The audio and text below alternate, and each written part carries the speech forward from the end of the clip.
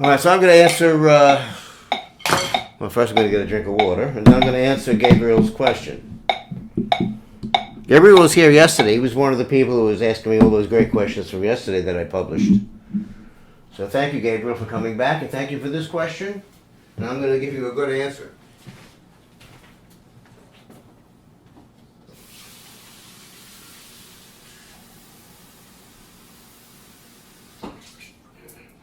Actually, I'm going to give you several answers. Not just one, I'm going to give you several. Because there's several reasons, not just one. There is one reason why I started doing this. I'll tell you that reason first. The reason I got into doing this in the first place. The primary reason that got me into this was the fact that, I practice a lot. I practice, and not only that, but it takes me a long part of the day to do the practicing. And, you were talking about metronome time. I'm doing somewhere, my requirement is at least an hour. And when I say metronome time, I mean me playing with this metronome. The amount of time I'm playing with the metronome is an hour. Now that could take me an hour and a half to do that.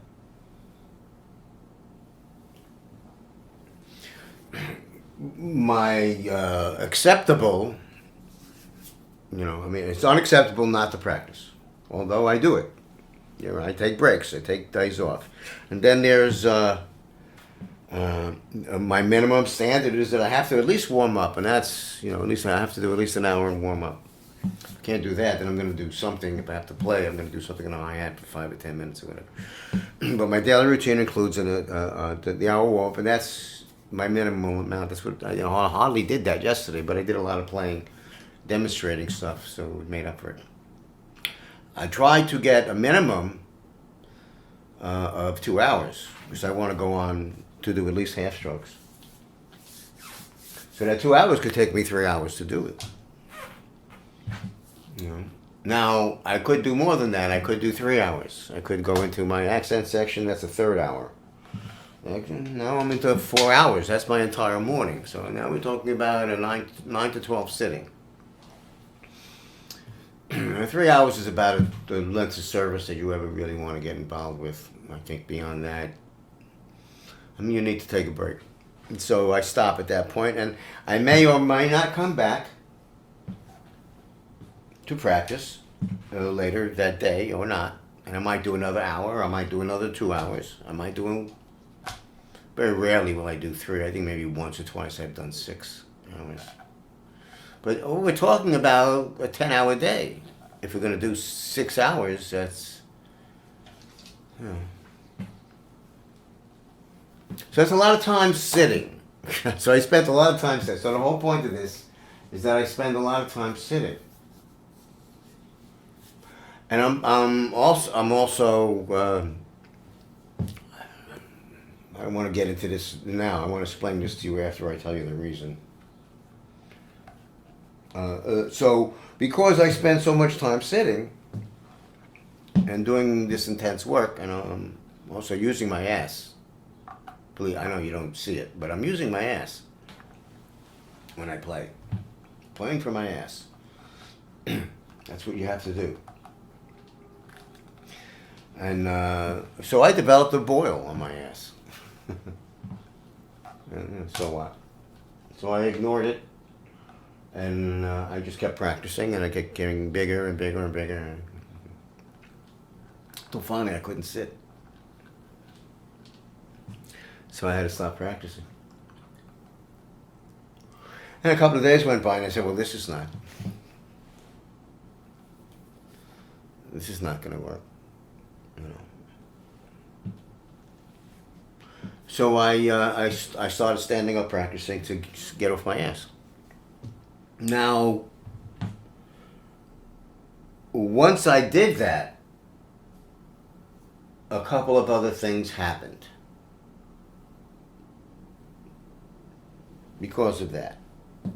So now I'll get into that, and those are the other reasons I do it now. I don't really need to do this. I don't need to stand anymore. I bought a concert stand. I mean, I was putting damn snare drum stand on a wooden box with dog food in it, and I mean it fell off one time, and the whole thing was from here.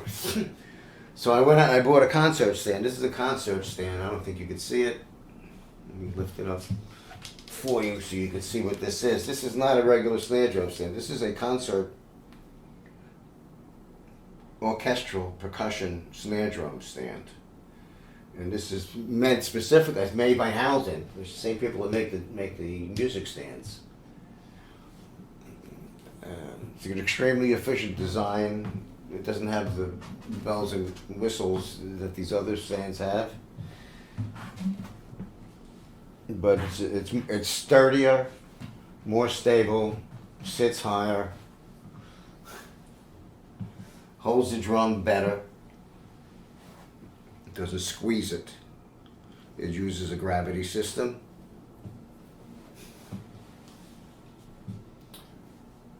So I bought this, and so I decided that this is the way I'm going to practice from now on because of the other reasons that happened. Now I'll tell you what came along with that. Well, first of all, I've always had a posture problem. And I don't know if you saw the videos I did with Dr. Hyman, but I did a few videos with him. I had him come here, and I taped this, and I had him. I showed him how I'm doing, what I'm doing when I'm practicing, and I asked him what his observations were, and he evaluated my posture and my technique form. And he pointed some things out to me that I was unaware of, so particularly because I was playing knock kneed. When I was sitting, I'd play this way, and when I play that way, what would happen, it would pull my elbows in. So I'd wind up in this kind of position, in slightly to the left. This is a compensatory thing. Oh, you can't see what I'm doing. You can see it over there. So it was a compensatory thing for my left hand because I couldn't get it straight upright, so I would lean in to try to get it, and pull it in this way, and it would get me. And it doesn't matter, it doesn't have to be upright, but I wanted to do it that way, so that's what I do. But anyway, he showed to me that I was pulling my knees in, and when I pull my knees in, what happens naturally is that my elbows get pulled in. And if I pull my knees out, it allows me to do that. So he had me working on this. And it immediately resolved my my posture issue. Now, that all disappears when I stand. I can't do that. I mean, I can, but it's very unnatural to stand knock-kneed. It's easy. It's not very easy to sit knock-kneed. So, my posture is much better naturally without me having to even adjust anything just because I'm standing. So that's a really good reason to do this standing. So my posture's better because I stand. Also, I think it's better for my circulation.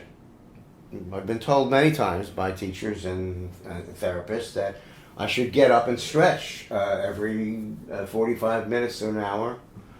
Get up, stand up, put your hands above your head.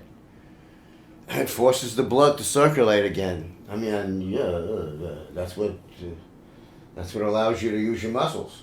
So playing standing up is better for my blood circulation and services my muscles better. So it's better for my posture, and it's better for my circulation. Wow, that's a lot. That's really great advantages. And I want to point out to you that sitting down playing a drum is a very new thing. That's not, I mean, if you look at the African tribal stuff, I mean, some of them are sitting, but a lot of them are standing. And when I learned to play the snare drum, I didn't learn to play it sitting. I learned to play the snare drum standing. I studied orchestral music, and I mean, we would put the pad on the xylophone. You know, I mean, you had to stand to play the xylophone. And when it came time to do the snare drum, shit, we just take the pad, put it right on the thing, and switch sticks, and boom, man. And I'd be standing the whole time for the whole lesson. So that's really the way I learned to play in the first place. And second, well, that's really the tradition. Snare drum tradition came out of the military, and it's a marching thing.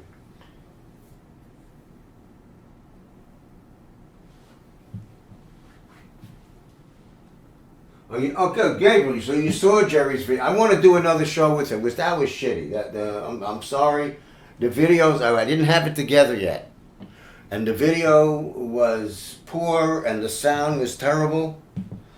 But we got through it. But I want to have him on now that I got my stuff together. I want to get him back here and do that again with him.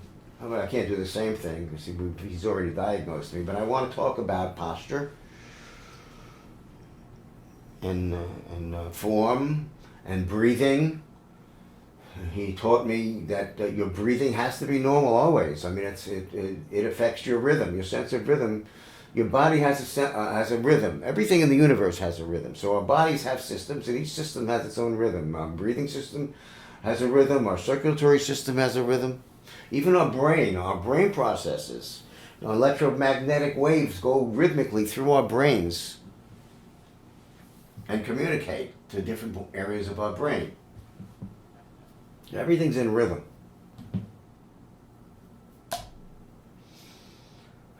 So anyway, but there's even a more interesting thing that I discovered, and nobody has noticed it yet. I do it here every time. I do it, and it's so subtle. It's so subtle that nobody has yet said, what is that you're doing? You're the first person, Gabriel, who said, what is that why are you standing? Well, now I'm going to talk about martial arts. And there's a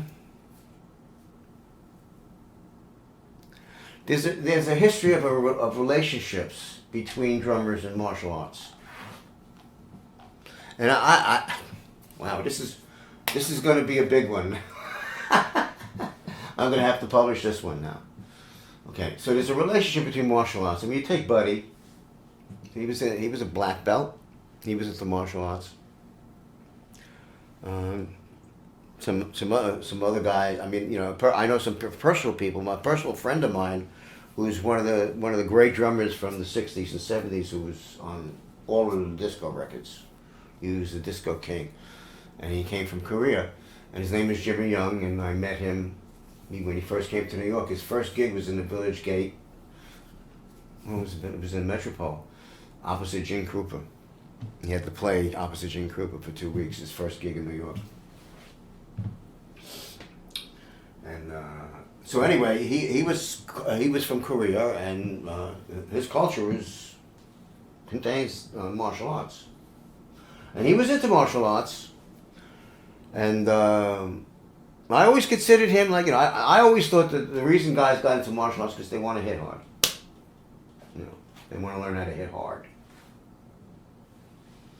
and I wasn't into that. I didn't want to hit hard. I wanted to relax, and so it's a different school. I didn't think it was from my school, so I didn't bother with martial arts. And I never talked to Jimmy about it. And Jimmy, and he had a very consistent. I mean, his thing when he went to the studio, engineers loved him because he was absolutely so consistently loud. His backbeat was one of the loudest backbeats anybody could do, and it was so consistent. It was, I mean, the meters. He'd get the level, and they say, good, that's the level, and he would play that all day. He had so much control, and he was a very loud, strong disco player. Well, he's more than that. He was a jazz player too. But he made money. He made his money playing disco music.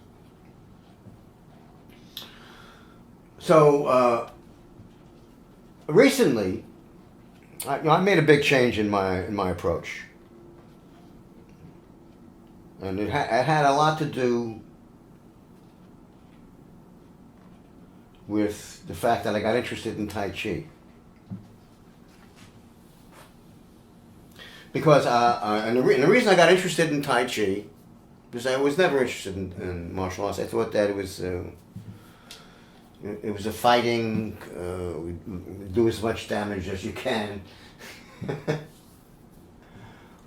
But I ran across this thing called Tai Chi very early in my life. I mean, the first time I saw it was when I was a teenager. I was in Elliot Randall's band. I was in my early 20s. And one of the guys in the band, we were hippies. I mean, we were, you saw my hair and my beard. We were, flower people. So I was doing macrame. This guy taught me how to do macrame. But every morning I would see, his name was Philip Namenworth. And every morning he would get up and he would go into the parking lot, whatever, Holiday Inn or the Days Inn, wherever we were working. He would go into the parking lot at sunrise, and he'd be doing this.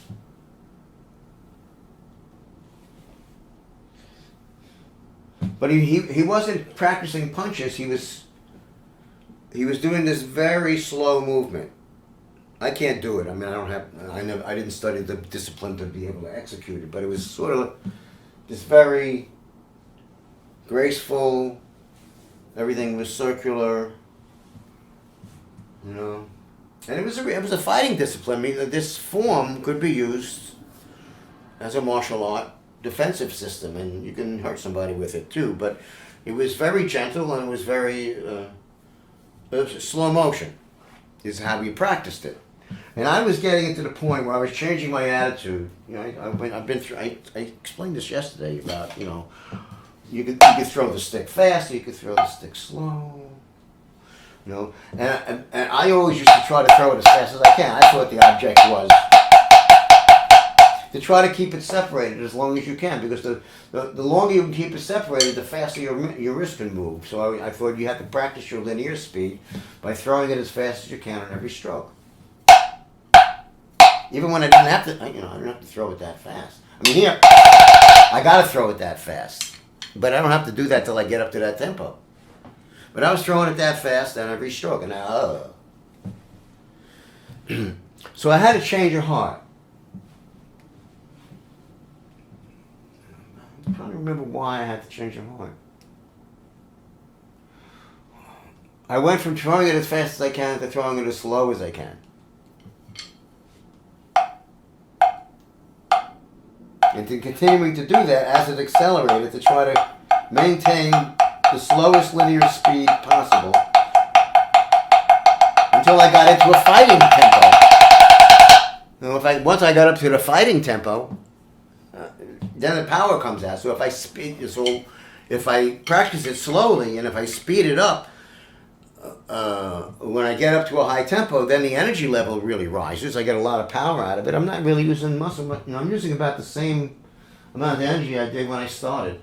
Except I'm doing it more often, so yeah, it's more energy because I'm playing more strokes. So I'm not using any more energy with any of the strokes than I did when I started. But it took a long time to get up there, So I started to go to the slow side of the scale. I wanted to throw, and so I'm practicing this way, and I'm saying to myself, this is a lot like what Philip used to do in the parking lot.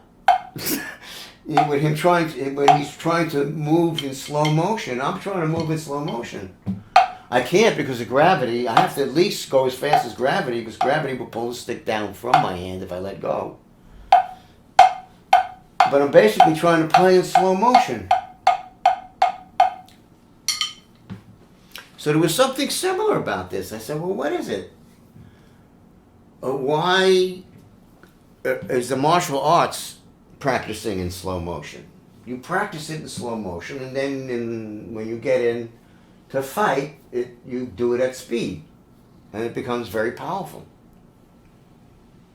And it doesn't take a lot of power. It's very relaxing. So I saw a similarity to what I was trying to develop on drums in the Tai Chi discipline. I started reading about disciplines, and I started realizing that I had a misconception about martial arts, and that it wasn't about it was about getting maximum power, but it was getting maximum power out of minimum energy and minimum effort.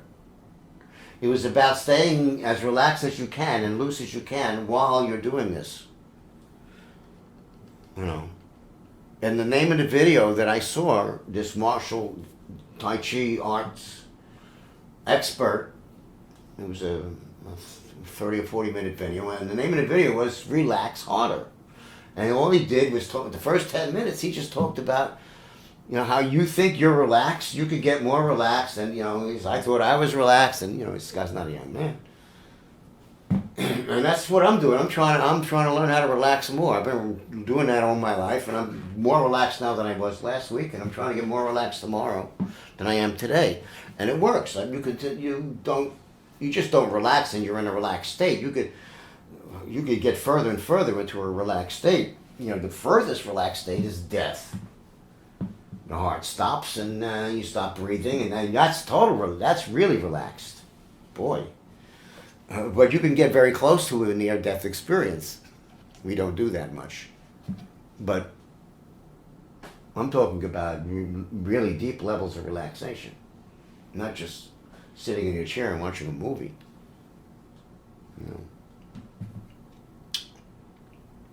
So I started studying the principles, not the Tai Chi itself, but I started studying the principles that they were using. I started looking at these videos and how they were teaching it.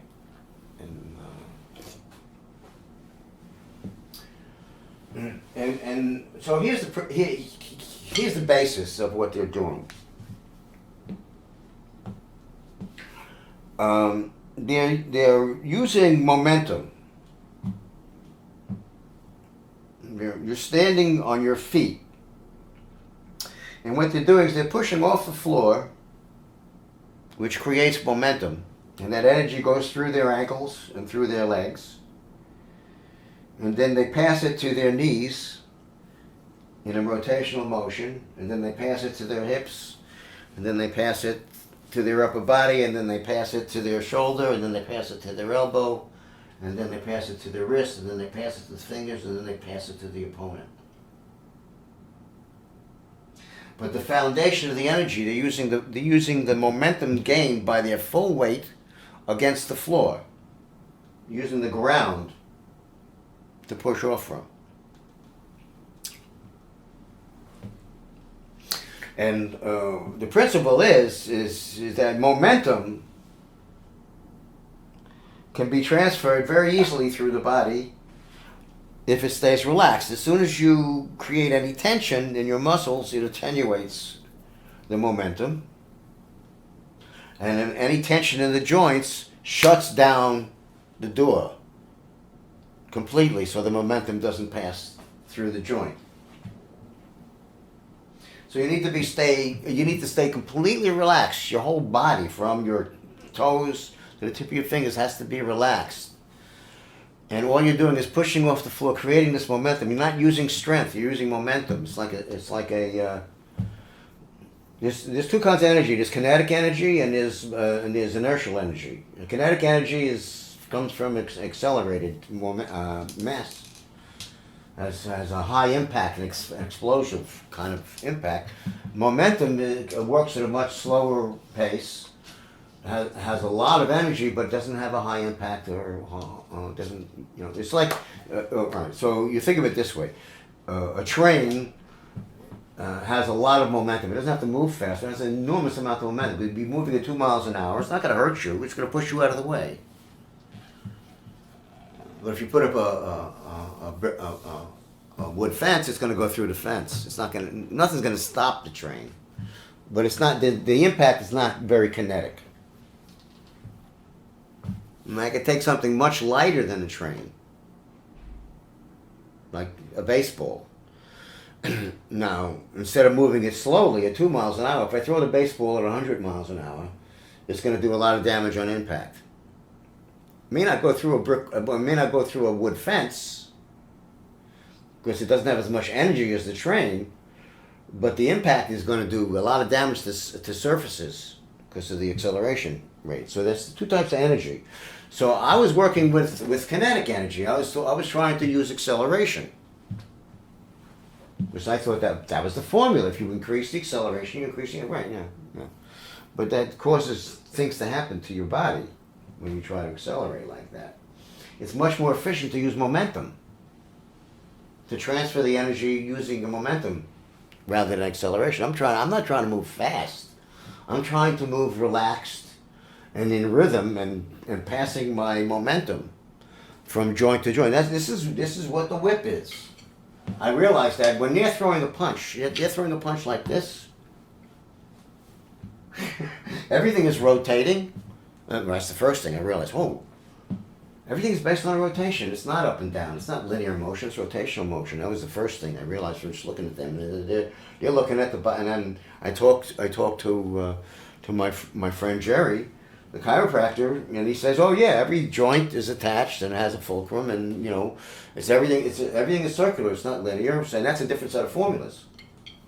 It's not F equal NA anymore. It's another formula. It's similar, but there's another element involved that you need to consider when it's rotational energy rather than linear motion. So that changed the way I thought about the science, the physics of it changed from what I learned from Tai Chi. And I realized that the way they're throwing a punch is exactly the way we're throwing an accent stroke. Look.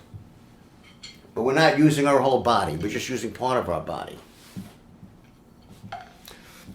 When I use this fulcrum, I turn it in a circular motion. It brings this mass up.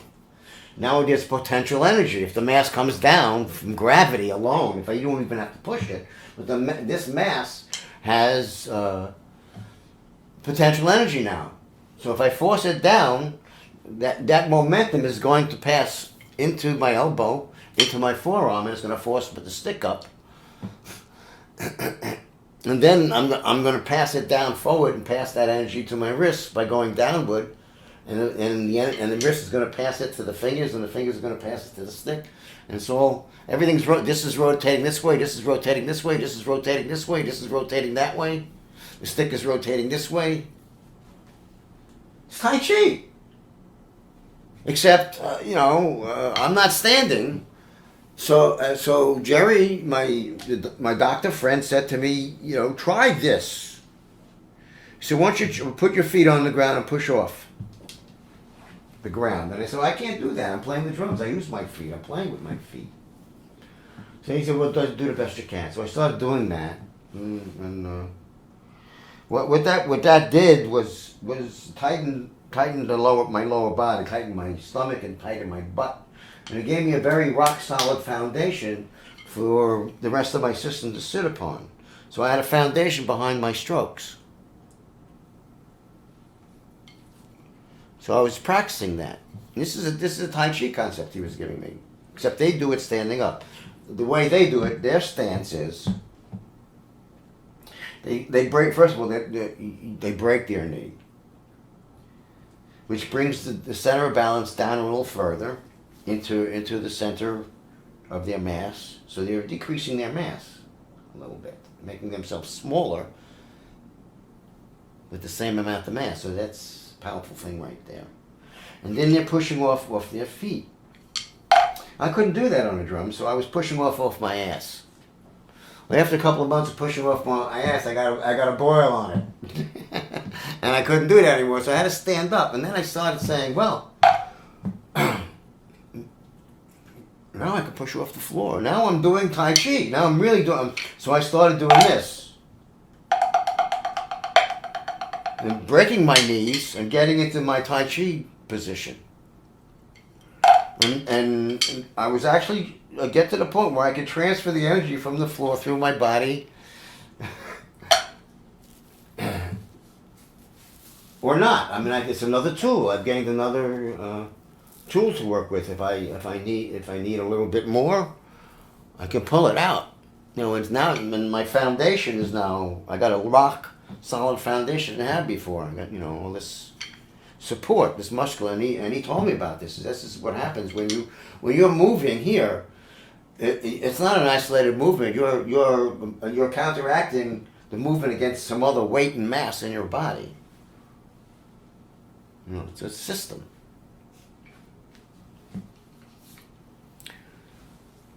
So I started doing that, and it changed my tech. It gave me a lot more strength. It gave me a lot more endurance. Can I show this to you guys? I usually do it when I'm doing endurance. First of all, I don't do it purposely when I'm playing. My muscle development is there because I have tone I didn't have before because I've been practicing this way. But I don't specifically use it. It's just a foundational system. It's also changed the way I look at the physics, and it's also changed the way I look at my anatomy.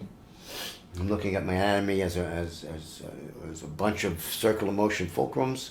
I'm looking at the physics as rotational momentum and inertia instead of linear transitional motion and energy. There was a big change. It was all, this is all due to me remembering my friend in the morning in the parking lot and saying, "Gee, that's very similar to what I'm trying to do."